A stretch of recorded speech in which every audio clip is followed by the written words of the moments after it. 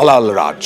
হ্যাঁ, ট্রলি বয়ে নেই, সেই ট্রলি বয়ে গ্রুপ ডি কর্মীর অভাবের জন্য যারা রোগী নিয়ে আসছেন তাদেরকে স্ট্রেচারে করে হাসপাতালে ভর্তি করার সময় টাকা আদায় করছেন এক অংশের দালাল।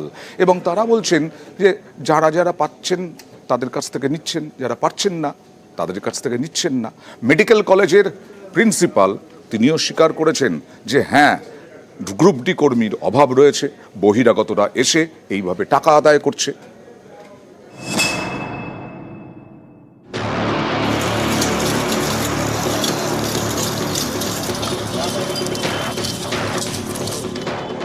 বাঁকুড়া মেডিকেল, পাশের জেলা পুরুলিয়া, প্রতিবেশী রাজ্য ঝাড়খণ্ডের বাসিন্দাদের একাংশের বড় ভরসা।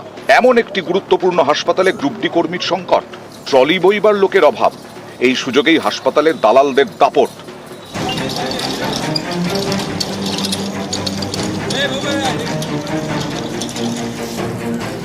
হাসপাতালের এমার্জেন্সি ওয়ার্ড, এখানেই ওঁত পেতে বসে থাকেন দালালরা।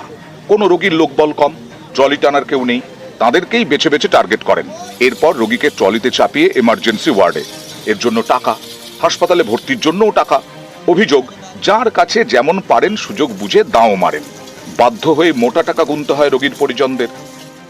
নামানোর সঙ্গে সঙ্গে এখানে ছেলেরা এলো, দিয়ে পরে বলতো আমরা করে দিচ্ছি অ্যাডমিশন, সমস্ত কিছু করে দিচ্ছি, কিন্তু হাসপাতালে কোনো পরিষেবা নেই। তারা পয়সার বিনিময়ে করেছে। 1000 টাকা খুঁজেছিল, দিয়ে 500, দিয়ে পরে বলতে 500 আমি দিতে পারবো না, খুব গরিব মানুষ, 300 টাকা দেবো। কোনো সুবিধা নেই তো কি করবো, বইতে হচ্ছে, পেশেন্ট সিরিয়াস আছে, কেউ তো নেই, লাস্টে নিজেই কাজ করতে হচ্ছে।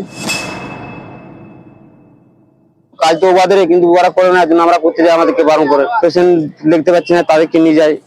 ঠিক আছে, অ্যাক্সিডেন্ট কেসে পুলিশের ভ্যান নিয়ে আসে, কোনো স্টাফ নেই, সেও আমাদেরকে উঠাতে হয়। পয়সা দেয় স্যার, যে যেমন পারে তাকে সে তেমনি দেয়। কেউ 200 দিচ্ছে, কেউ 100 দিচ্ছে, কেউ 50 টাকা দিচ্ছে। পেশেন্ট নামানামি করি, অনেক কিছু টাকা পয়সা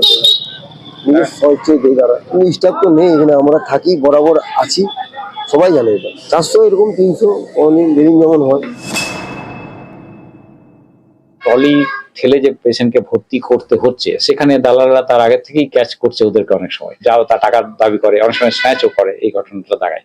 মানে আমার এই গ্রুপ ডি সংখ্যাটা খুব দরকার, যাতে আমরা ডেডিকেটেড ট্রলি বয় কিছু রেখে দিতে পারি ওয়ার্ডগুলোতে, যাতে আমরা ওটিতে নামানো ওঠানো এই ব্যাপারগুলো করতে পারি। এগুলো দেখা যাক, প্রসেস চলছে, আশা করি পেয়ে যাব।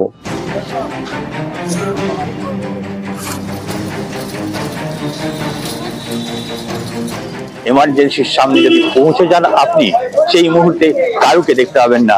পেশেন্টের যদি লোক থাকে তাহলে ভালো, নচেত লোকাল ট্রলি বয় অর্থাৎ দালালদের সাহায্য নিতেই হবে, গুনতে হবে মোটা অঙ্কের টাকা। বাঁকুড়া সম্মিলনী মেডিকেল কলেজ হাসপাতাল থেকে প্রিয়ব্রত গোস্বামী, নিউজ 18 বাংলা।